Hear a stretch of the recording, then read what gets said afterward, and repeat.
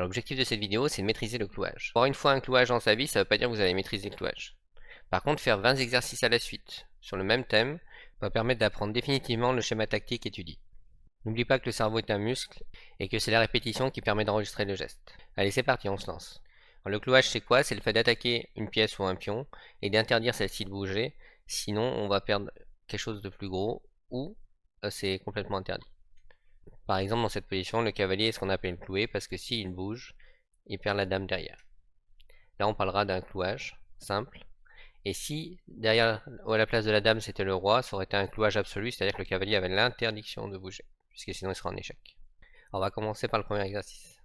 Exercice numéro 1, les blancs jouent et font un clouage et gagnent la dame. Je te laisse mettre sur pause et reprendre la lecture quand tu auras trouvé. Le bon coup est fou G4. Attaque la dame, et le roi est en échec, donc si la dame bouge. Donc, la dame est perdue puisque le fou est défendu par le pion et puis par sa dame. Exercice numéro 2, même chose, on peut gagner la dame par un clouage. Je te laisse mettre sur pause. Donc fou B5 gagne la dame. La dame est clouée, ne peut pas bouger parce que le roi sera en échec.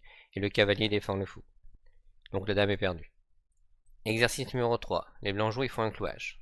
La solution est tour D1. Attaque le fou qui va être perdu parce qu'il n'a pas le droit de bouger sinon le roi est en échec. Exercice numéro 4. Les noirs jouent et font un clouage.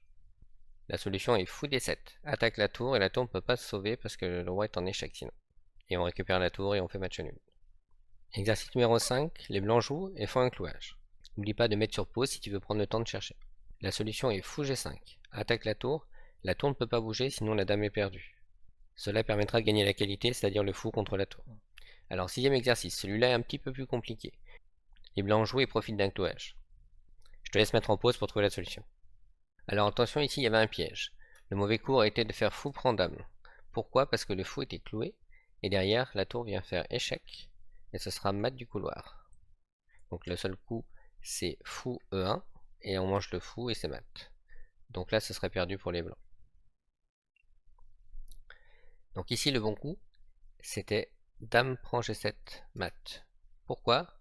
Parce que le fou est cloué par la tour. Donc, et le fou blanc ici défend la dame. Donc du coup là c'est mat. Alors pour le septième exercice, ça c'est un grand classique. Les noirs ont ignoré les grands principes dans l'ouverture et n'ont pas roqué. Et on peut les punir grâce à un clouage. Je te laisse mettre sur pause. Et la solution est tour E1. Attaque la dame, et la dame est perdue puisqu'elle ne peut pas bouger à cause du roi derrière. Et la dame blanche défend la tour, donc on va gagner la dame contre la tour. Alors pour ce huitième exercice, on voit que le roi est en danger, le roi noir. C'est très haut blanc, ils font un clouage. Et le bon coup est tour E1. Attaque la dame.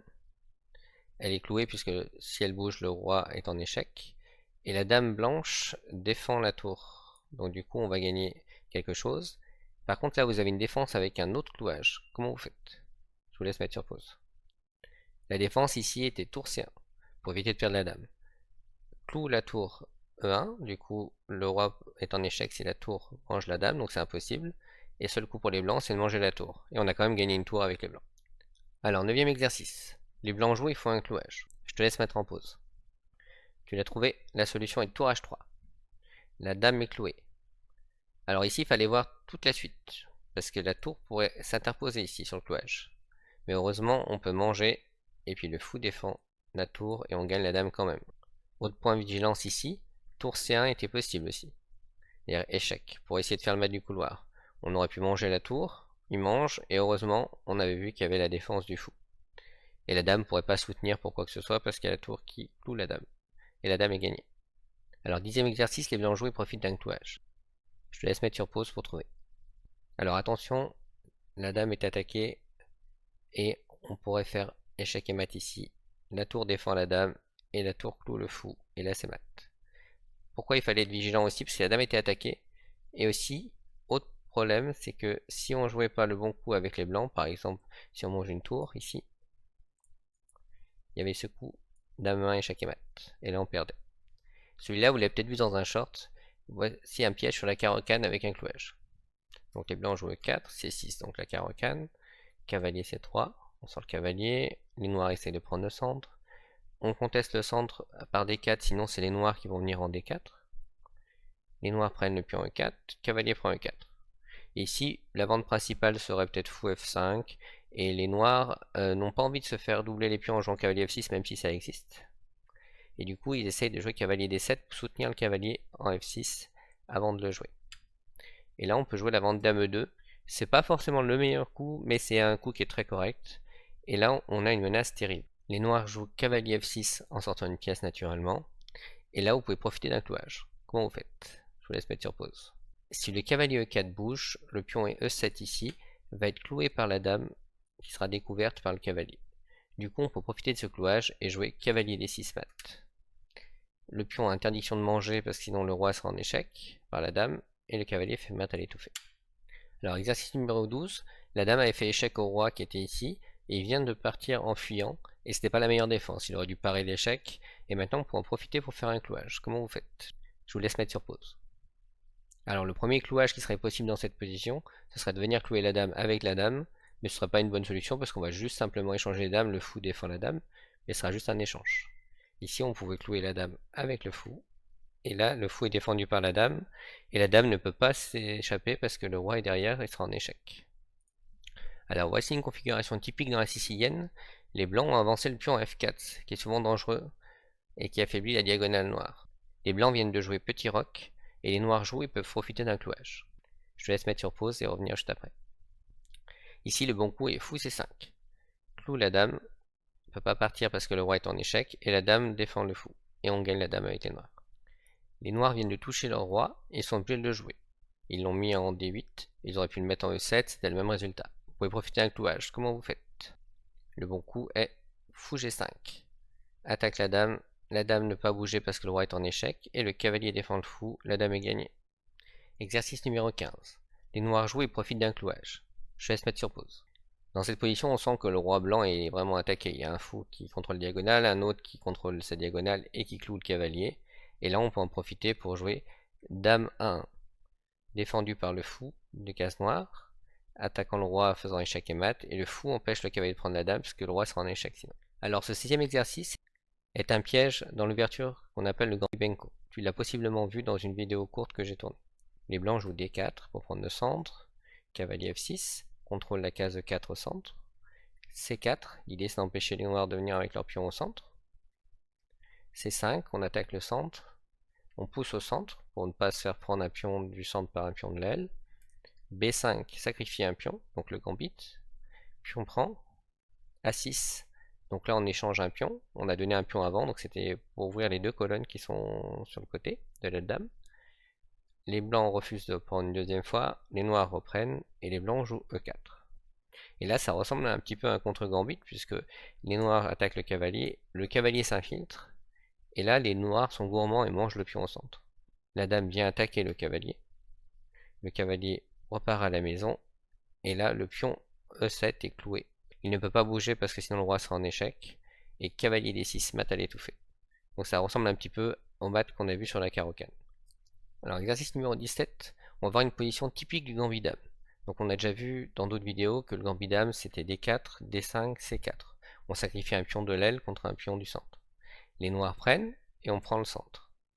Les noirs essayent de s'accrocher au pion. Les blancs attaquent et les noirs défendent par ce coup qui est une erreur. Comment vous profitez d'un clouage? Je vous laisse mettre la vidéo sur pause. Ici le bon coup est A prend B5. Donc le pion qui prend un pion et la tour qui cloue ce pion là, donc on ne va pas reprendre le pion avec les noirs, sinon on perd une tour. On vient de manger un pion gratuitement avec les blancs, et comme ce pion là, on l'a dit sur le gambit dame est toujours faible, on va le récupérer avec le fou.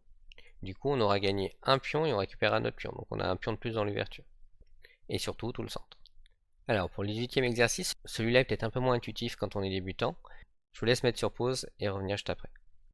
Donc la solution est tour prend tour. Le pion est cloué ici en B5. Il ne peut pas manger la tour en A4, sinon la dame viendrait manger la dame noire, et on aurait gagné une dame au lieu d'une tour. Autre coup important, si les noirs essayent de s'en sortir comme ça, avec dame F2, une attaque double, ils attaquent la tour avec la dame, et l'autre tour avec le pion.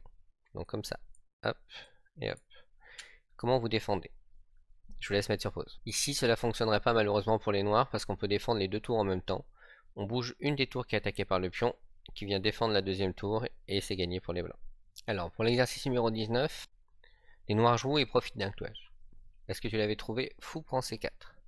Le pion ne peut pas reprendre le fou, sinon on mange la tour et on gagnerait en plus du pion une qualité. Donc sur le pion prend, tour prend.